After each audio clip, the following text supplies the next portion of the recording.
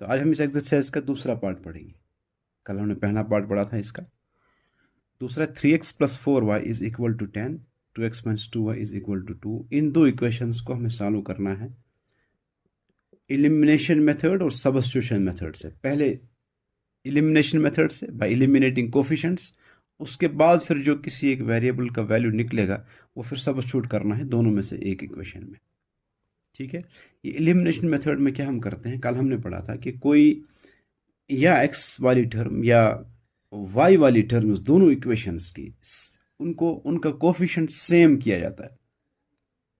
कल हमने एक्स वाली टर्म्स को पहले पार्ट में कोफिशिएंट सेम किया था, और यहां आज हम देखते हैं किस में ऐसा कर सकते हैं। देखो यहां एक्स वाली टर्म 3x है और यहां है 2x। अगर हम चाहेंगे एक्स वाली टर्म्स को सेम करना तो हमें फिर इसको मल्टीप्लाई 3x को क्या मल्टीप्लाई करेंगे वो 2 बनेगा। इंटीजर्स में तो कुछ नहीं है,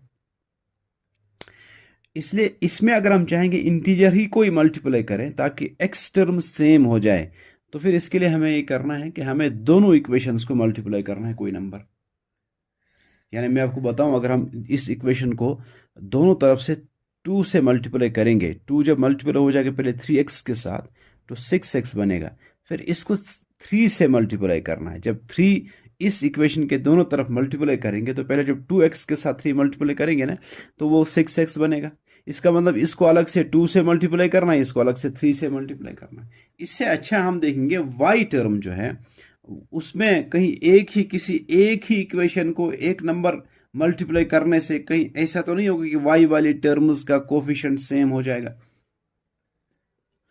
अब दूसरी इक्वेशन को देखो और पहली इक्वेशन, इसमें देखो 4y है, इसमें 2y है, लेकिन 2 के साथ नेगेटिव साइन है, -2y है। हम अगर इस इक्वेशन को 2 से मल्टीप्लाई करेंगे, 2 से दोनों तरफ इसको मल्टीप्लाई करो, ये बनेगा 4y। फिर इससे वो 2 मल्टीप्लाई होगा, वो बनेगा -4y इज इक्वल टू 2। तो 4 4 दोनों जगह आया, लेकिन एक प्लस है दूसरा माइनस है। ऐसे में कल मैंने बार बार आपको बताया था, ऐसे में जब जब नंबर सेम हो लेकिन साइन अलग अलग हो, उस वक्त फिर ये y वाली टर्म्स दोनों कैंसिल होने के लिए हमें सब्ट्रैक्ट नहीं करना है। उस वक्त जब साइन अलग अलग हो, सब्ट्रैक्ट हम तब करते हैं हम साइन जब साइन सेम होगा। साइन अलग अलग जब होगा तब ऐड करते हैं। ठीक है। इसका एक और तरीका भी है, मैं -2 से मल्टीप्लाई करूं, ये बनेगा -4x, ये बनेगा +4y, फिर हम सब्ट्रैक्ट कर, लेकिन वो जरूरी नहीं है हम 2 से मल्टीप्लाई करेंगे। मैं आपको दिखाता हूं, आप ऐसे लिखो multiply equation second both sides by 2। 2 से मल्टीप्लाई करेंगे इक्वेशन सेकंड को, तो क्या होगा 2x -2y, इसको भी 2 से मल्टीप्लाई करना है। ये LHS था ना इस इक्वेशन का, इज इक्वल टू RHS है 2, उसको भी 2 से मल्टीप्लाई करना है।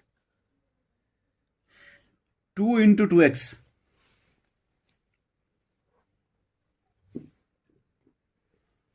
2 इंटू 2x 4x, यही 2 इसके साथ मल्टीप्लाई हो जाएगा, 2 इंटू 2 वो 4y बनेगा। फिर साइन क्या आएगा बीच में, इसके आगे है प्लस साइन, यहां है माइनस, प्लस माइनस माइनस, तो बीच में माइनस साइन आएगा, इज इक्वल टू 2 2 4। ठीक है बच्चों, ये आपकी इक्वेशन थर्ड आ गई। असल में इक्वेशन सेकंड ही है ये, लेकिन अब इसको इक्वेशन थर्ड भी लिख सकते हैं। अब देखो, अब इक्वेशन फर्स्ट को और इक्वेशन थर्ड को आप देखो, ये इन दो इक्वेशंस में यहां है y वाली टर्म्स जो है ये 4y, ये भी है 4y, लेकिन ये प्लस है ये माइनस है। ऐसे में अगर हम सब्ट्रैक्ट करेंगे, मैं अगर ये लिखूंगा कि subtract equation third from first या फर्स्ट फ्रॉम थर्ड, चलो हम मान लेते हैं हम करेंगे subtract equation third from first, third equation from first. जब आप थर्ड फ्रॉम फर्स्ट सब्ट्रैक्ट करते हैं उस वक्त फर्स्ट इक्वेशन को पहले लिखते हैं। आप इक्वेशन फर्स्ट को पहले लिखते, इक्वेशन फर्स्ट थी 3x plus 4y is equal to 10। फिर आप लिखेंगे इक्वेशन थर्ड, क्योंकि थर्ड को ही सब्ट्रैक्ट कर रहे हैं ना फर्स्ट में से। अब नीचे हम इक्वेशन थर्ड लिखेंगे, वो है 4x minus 4y is equal to 4। अब सब्ट्रैक्ट करेंगे, जब सब्ट्रैक्ट करने से आपको ये जो इक्वेशन है जिसको आप सब्ट्रैक्ट कर रहे हो, इसके साइन चेंज हो जाते हैं ना, कि ये जो प्लस था ये माइनस बनता है, ये माइनस, ये प्लस, और ये माइनस बन जाएगा। अब देखो सेम कोफिशिएंट्स है इसके, इस y वाले टर्म्स के, लेकिन दोनों प्लस है, ये कैंसल ही नहीं होंगे, ये 4 + 4 8 आएगा। इसका मतलब सब्ट्रैक्शन करने से ऐसा नहीं होगा। हम अगर ऐड करेंगे दोनों इक्वेशंस को, हमें इन दोनों इक्वेशंस को ऐड करना है। सब्ट्रैक्शन से ये कैंसल, सब्ट्रैक्ट करने से हमने पहले पार्ट में सब्ट्रैक्ट किया था, इसलिए कि कोई एक टर्म या y वाली टर्म्स दोनों की कैंसिल हो जाए, या x वाली टर्म्स दोनों की कैंसिल हो जाए। लेकिन यहां ऐसा हुआ सब्ट्रैक्शन से आपको जो सेम कोफिशिएंट्स थे वो कैंसिल नहीं हो रहे हैं, वो ऐड हो रहे हैं। अब इस केस में हमें ऐड करना पड़ेगा।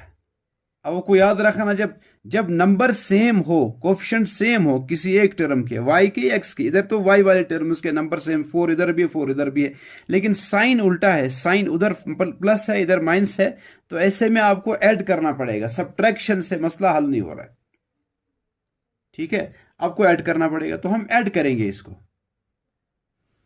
तो इसका मतलब हमें ऐड करना पड़ेगा दोनों इक्वेशंस को। और ऐड करते वक्त आपको सब्ट्रैक्शन में आपको ऑर्डर का ख्याल रखना पड़ता था।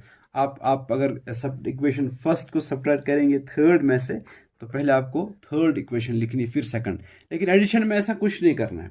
एडिशन में चलिए आप फर्स्ट इक्वेशन पहले लिखो या थर्ड पहले लिखो, उससे कोई फर्क नहीं पड़ता। एडिशन में कोई साइन चेंज नहीं होगा, सीधे 3x + 4x, तो 3x + 4x 7x, 4y + 4y - 4y cancel हो जाएगा, 0 आएगा, इज इक्वल 10 + 4 14। तो x is equal 14/7, x is equal 7 1 जा 7 2 जा, x इज इक्वल 2। तो x का वैल्यू 2 आया। इलिमिनेशन मेथड से आपका एक वेरिएबल x का वैल्यू पता चला। अब आप सब्स्टिट्यूट करेंगे किसी एक इक्वेशन में, उनमें से आपको y का वैल्यू पता चलेगा, ठीक है। x का ये value, x is equal 2, equation first में सब्स्टिट्यूट करो आप। इक्वेशन फर्स्ट है 3x, लेकिन x को रिप्लेस करना है 2 से, plus 4y is equal to 10, 3 to the 6, 6 + 4y is equal to 10, 4y is equal to 10, 6 transpose करो -6 बनेगा। आपको सिर्फ y निकालना है, तो y कोशिश कर रहे हैं एक तरफ से रखने की। 4y is equal 10 - 6, 4y is equal सिर्फ y 4 इंटू है, यहाँ जाएगा 4/4, 4 1 जा 4 1 जा, y इज इक्वल टू 1। तो x 2 आया और y 1 आया, ये दो वैल्यूज है इसके। ये हमने सब्स्टिट्यूशन मेथड से निकाला और वो एलिमिनेशन मेथड से।